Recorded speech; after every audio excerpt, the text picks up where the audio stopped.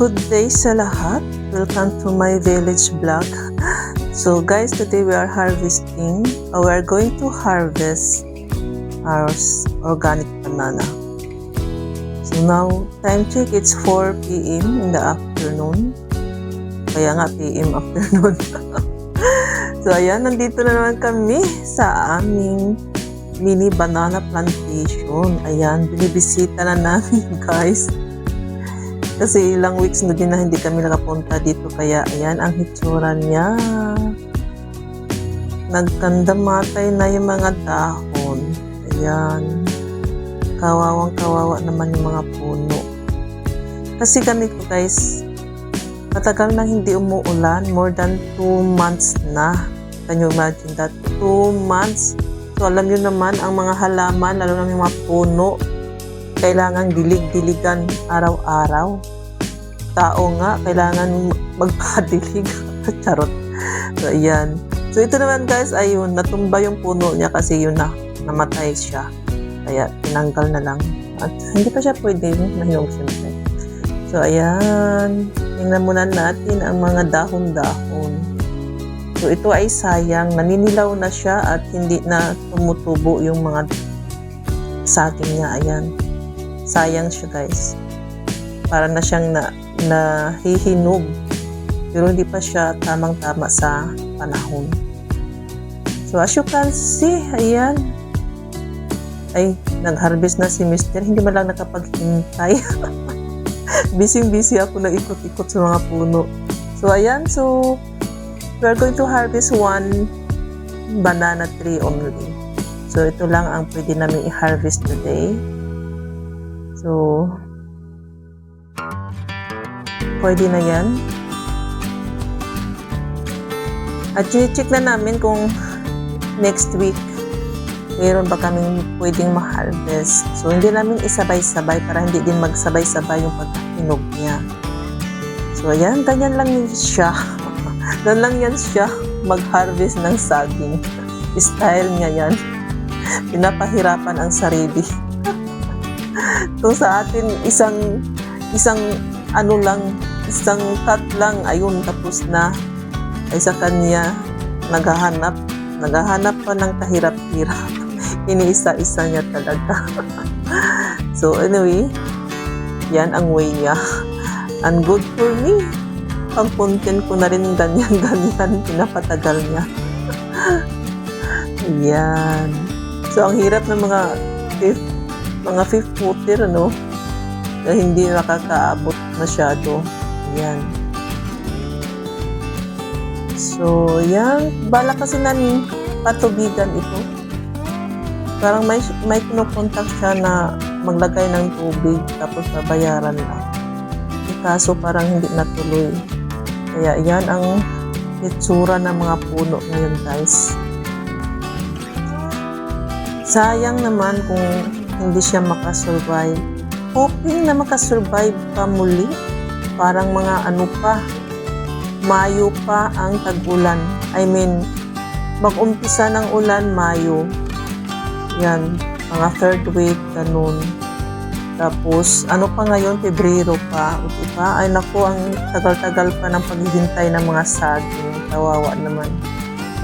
Makapaghintay pa kaya magkasurvive pa kaya sila sa ganung tagal na walang ulan. So, ewan ko ba itong winter na to this year, kakaiba siya. Hindi umuulan. Since nag-start yung winter, December, yan, talagang walang ulan. Meron man parang spring lang, pero walang-wala yan. Hindi nakakabasa ng lupa. So, last na umuulan, November. Yun ang alam ko, November, last na umuulan. So, yun. So, hoping and praying na talagang biglang bubuhos ang malakas na ulan para sa saging namin. So, ayan. Tingnan nyo yung puno niya. Naninigas na yan. As in, walang katubig-tubig. So, sayang naman ang paghihirap sa pagtatanim kung hindi sila makasurvive. Diba? So, yan, lahat ng mga puno. May mga bunga naman siyang, yun nga lang, Yun nga lang, kang magbulol.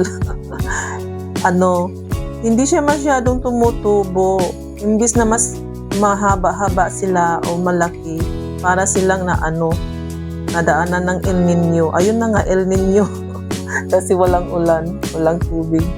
Kaya hindi sila nag-grow. Ganun. So, ayan ang mga bunga ng aming saging.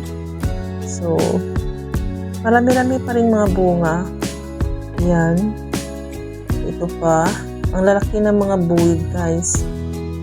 So, hindi pa yan pwede anihin. Mga next month pa yata. So, ayan, may troso na kinakat si Mr. Kagawin daw yan pinto. Ayan pa, ang laki din ng buwig niya. So, ang lawak-lawak dito ng mga lupain, guys. At nagang puno-puno ng mga yung mga tao masisipag talaga magtanim-tanim. So, ayan pa ang mga bunga niya, guys. So, marami-rami din yung mga bunga. Mahigit, naka 15 yata. Lahat. So, ito ay, so far, ito ang pinakamalaki niya. Ayan. Ito. Ilang city din siya. Mga 12 volt. 12 yata. 12, 13. Kasi mostly yung pag nag-harvest kami, lang yung city. Nasa 8, siyam. Pero pag malaki siya, nasa 12 pa nun. So, yan, buti pa ang mga paro-paro, malayang lumilipad-lipad. O, diba? So, yan, saging kayo dyan. Sinong gusto ng saging? So, ayan, ikot-ikot muna tayo dito. Nagmamasid at sinicheck ko lang yung mga puno bawat isa. So, ayan, may mga puso pa. O, malapit na ang araw ng mga puso. So, ayan, pwede na yan i-cut. Pwede na kung sinong gustong maggulay. Pero dito, hindi namin ginugulay kasi mapakla siya masyado. Nag-try na ako minsan. Ang pait niya.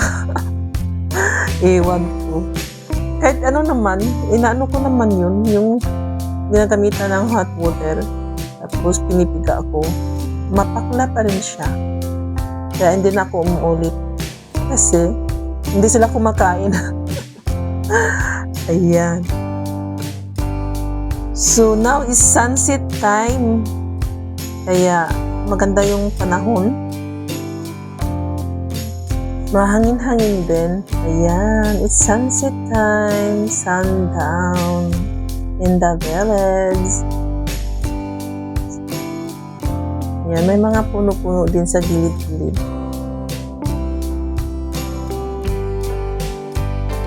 So, yan lang ang mga puno namin ngayon so far.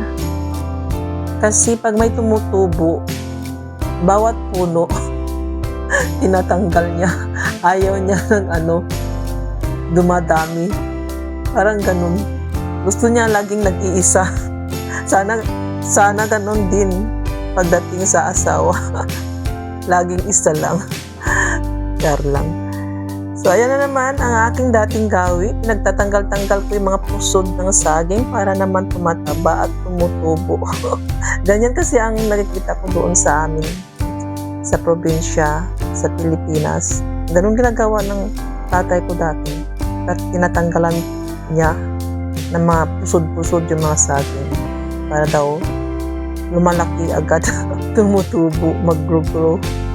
So, ewan kung totoo ba, basta yan, ginagawa ko lang. So, ayan, may mga bagong tanim naman dito, pero sa kapatid ko ng aking mister. Yan.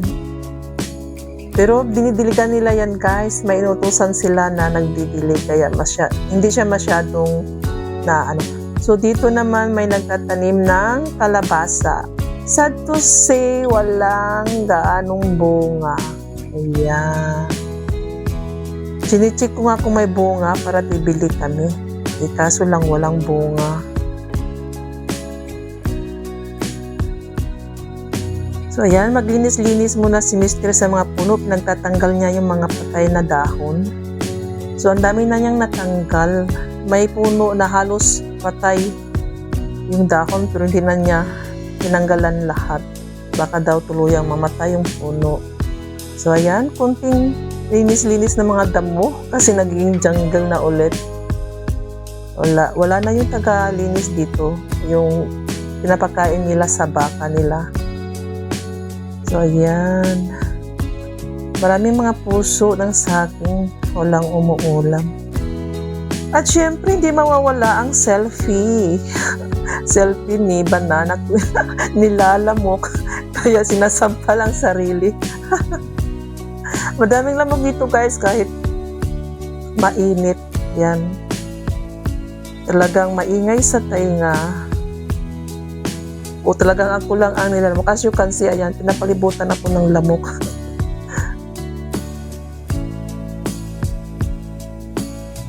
So ayan, itong saging ito, sorry. Babalikan namin mga after 1 week. So tamang-tama din ay mag-Ramadan. So meron kaming papahinukin at kakainin. Yan. So ito lang muna at nililigpit na Mr. ang saging at kami uuwi na. So yun lang guys. Hope you enjoy watching my video and see you next time. Thanks for watching. Adios amigos. Bye-bye. Ingat-ingat ang lahat. So yun lang muna. See you next time. Bye-bye.